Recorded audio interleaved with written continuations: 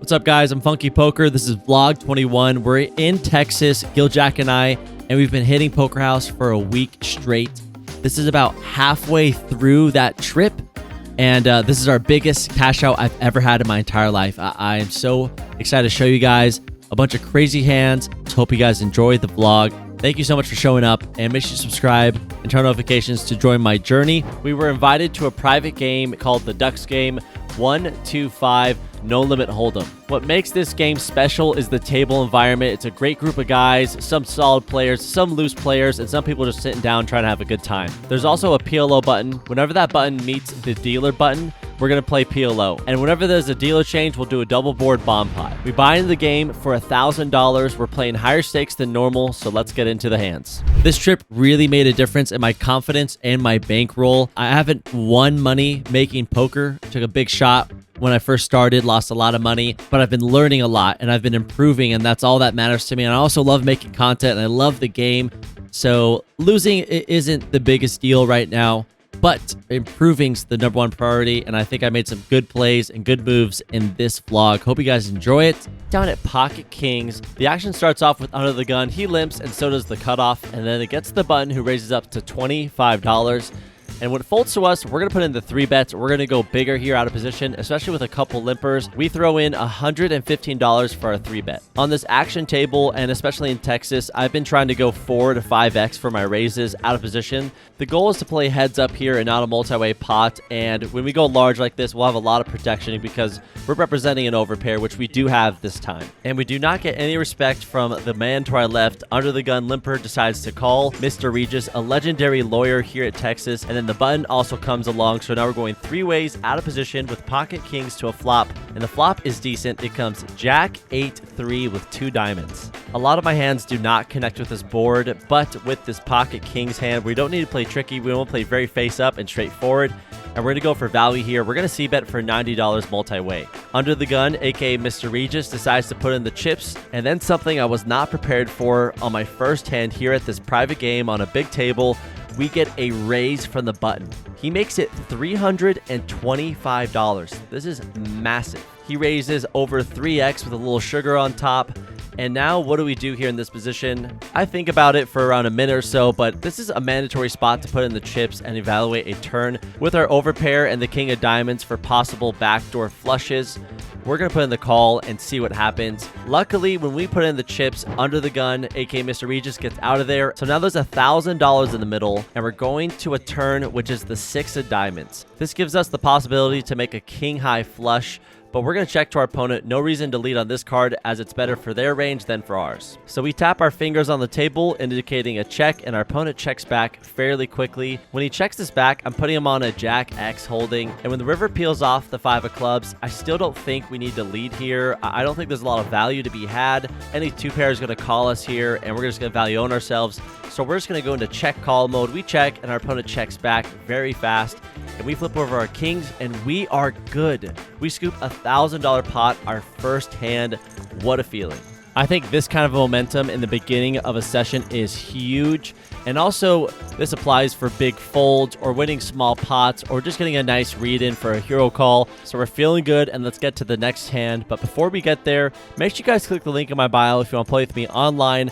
And if you want to go to any other clubs that I've handpicked out myself, they're all linked down below. Have fun and good luck. There's some crazy action on there. And I'm definitely one of the guys delivering that action and giving out a few $100 every time I'm on there. So click the link in the bio and let them know that FunkyPoker sent you. We look down at ace queen of spades. We're in middle position here, and when it folds to us, we're going to raise it up to $25, and then if it gets to the button, and he decides to raise it up to $100 flat. Our hand is a huge advocate for getting all his chips in the middle. He loves the action and loves to put people in tough spots. So when it gets back to us, we take a peek at his stack, and he just rebought in for around $450. I think this is a great 4-bet spot to put his entire stack in the middle, and I'm assuming ace-queen suited is going to be ahead of a lot of his range, other than the ever so often pocket pair. So we decide to 4-bet rip it all in with ace-queen of spades, and our opponent snap calls. All right, that's not a good sign. Then our opponent announces his hand. He says he has 3-7 of spades. What the hell is going on right now? When our opponent flips over his cards, I verbally say, "What the fuck?" out loud to the entire table. I'm a little flabbergasted. I didn't know we're getting this crazy. I'm a big believer in if you give action, you will receive action. And now we're going to a flop and we're trying to win this pot of $900. And the flop comes 10 deuce 8 with 2 spades. And if a spade comes, we lock up the board and have a guaranteed win. But the turn seals the deal with the queen of hearts, and now we have top pair, and we have our opponent outkicked for the flush. So now he's drawing completely dead, and we're gonna scoop this massive pot, a $900 pot coming our way, and our stack has grown $450 more. Around 45 minutes later, we look down at pocket kings again. We're on the button this time. There's 3 $5 limps, and then the cutoff decides to raise up to 30 bucks. You know we're gonna come in for the 3 bets. We're going to go around 4x the sizing of the last raise just because there's so many limpers in this pot, and add a little spice on top, $130. It folds to the cutoff and he puts in the call, not surprising, and now we're going to a flop. The flop comes 9-8 deuce with a couple of hearts, and when it checks to us, we're going to bet 140 for value here. I think this accomplishes a lot. We're going to get value from pairs such as 10s and jacks. And if there's an ace-high flush draw, we'll get some value from that as well. So that's why we put this larger size bet out on this board texture. Sometimes we'll be losing to pocket 9s and 8s, but we'll take that risk today. Our opponent puts in the call fairly quickly, and we're just hoping to dodge a heart. That's what it feels like right now. But the turn is going to be a tricky one for us. It's the ace of spades. Our opponent checks to us, and now we're going to go in the tank. We take a fairly long time to figure out what we want to do here. Do we want to bet and get called by an ace? Or do you want to protect from flush draws and possibly straight draws like Jack 10? So what I decided to do is to check this back and evaluate a river, and if he checks to us, we might go for value again. We decided to check back after tanking for a minute or so. The river comes to the 5 of clubs, and our opponent checks to us, and I'm just not feeling comfortable here going for some value. I know we should be doing this sometimes, but I feel like we're just going to get called by an ace a lot of the time. So we decide to be passive on this board, and we check this back. Our opponent says, you're probably good. We turn over the pocket kings, and we are. $600 coming our way. It feels really good, especially on an ace-high board, to take this. I know this isn't the most action-packed hand, but I thought it was a pretty interesting spot overall. And normally I'm pretty aggressive on this channel, so here's a passive one for you and for me. This hand is going to be wild, and it's going to help explain why I called the next hand following this one. We're in middle position with 9 of the clubs. Under the gun raises to 15, and we're going to add this to our 3 betting range. We're going to make this 45 bucks. But this does absolutely nothing, and we end up getting called from the cutoff, the button, and under the gun. So now we're going 4 ways to a flop, which comes queen, queen 9. We have a pair of 9s, and that's it. I don't think we should be betting on this board, so we're going to check to our opponent, and it gets to the button, and he decides to bet $100.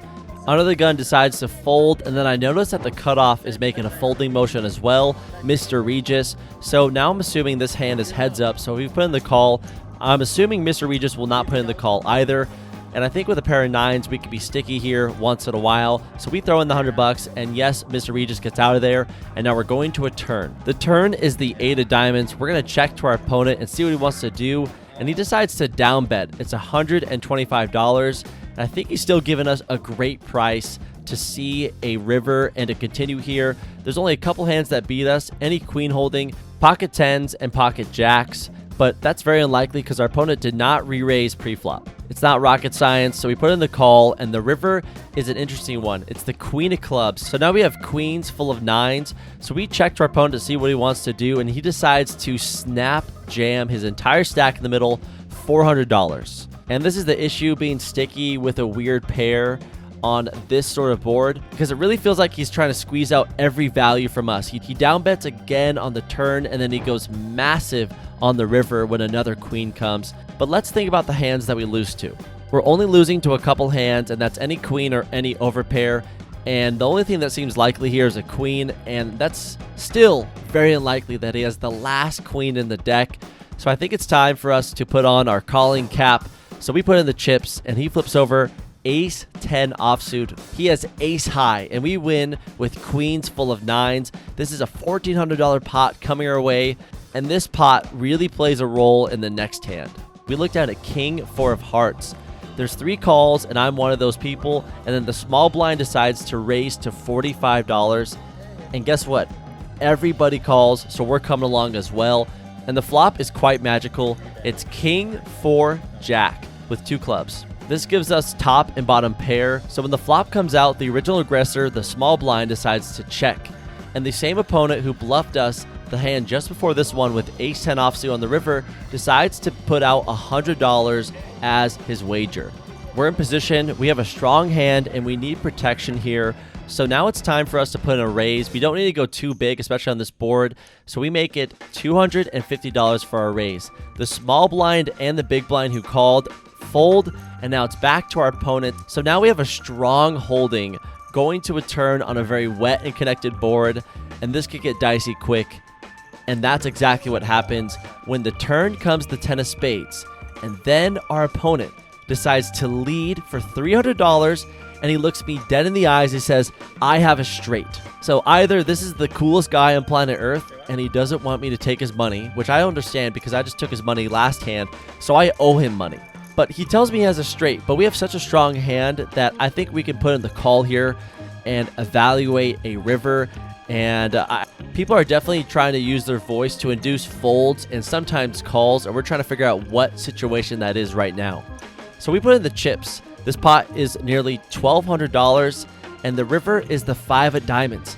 And he bets again for the same amount as before, $300. We're getting a great price with a decent hand on this board. It's not the best hand. We lose to other two-pair holdings that he might be bluffing with and saying that he has a straight, like King Jack or King 10, but I just don't know if I can find the full button here. So we decide to put in $300, and our opponent turns over a hand that we lose to, and that's Queen 9 of clubs. He had a flush draw and a straight draw to go with it. He hit his gutter, he got there, and he literally told us the hand he had, and we paid him off. This man is a genius, and we're definitely going to take a page from his playbook and try to apply it in the future. An $1,800 pot going our opponent's way. Nice hand, man. That was a lot of fun, but he gets us this time. So what would you guys do in this situation? Would you put in the call or would you find the fold here? I know that King 4 is not the best two-pair hand, but I'm just curious what everyone would do. And while you're down there commenting, make sure you guys subscribe and join my poker journey. I would love for you guys to be a part of my channel. We're going to go through two PLO hands very quickly. Our first hand is Jack 8 9 9 single suited.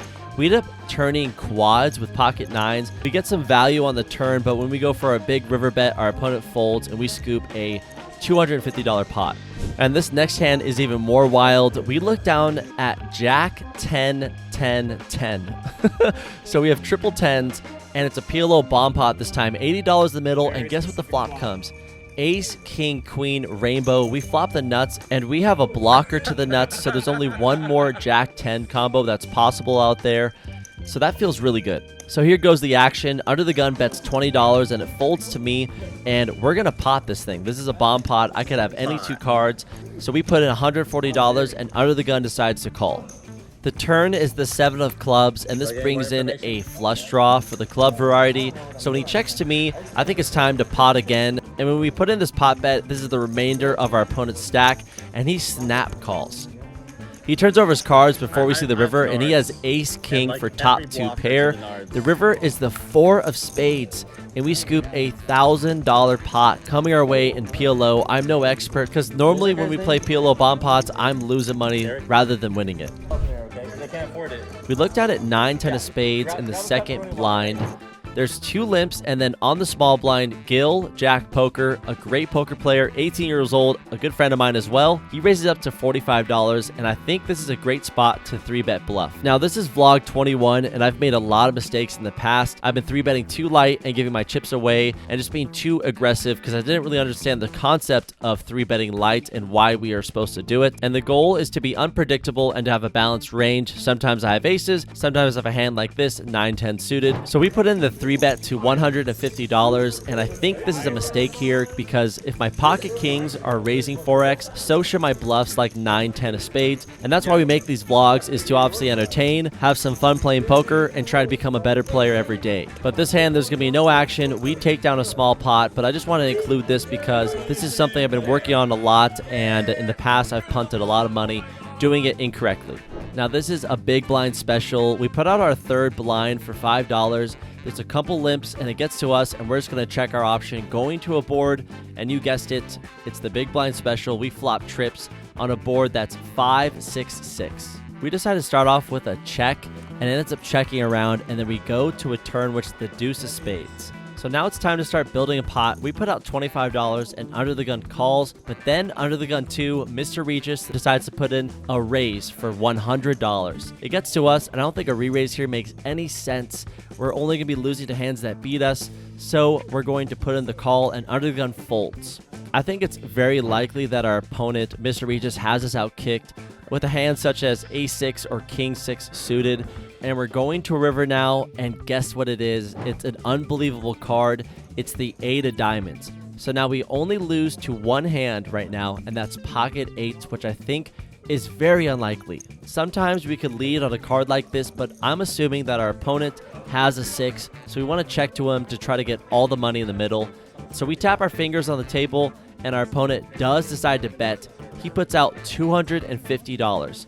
We take a look at the rest of his stack, and he has around $300 or so left. So now it's time to target his 6 holdings and get the rest of the money in the middle. We go all in for $300 more, $550. Our opponent snap calls, and he turns over a hand that we guessed, but we never had to worry about being outkicked because he had 6-3 offsuit. And we're going to scoop a $1,300 pot coming our direction. What a session, man. This is unbelievable. And to make the session even sweeter, we look down at pocket aces for our final hand of poker today.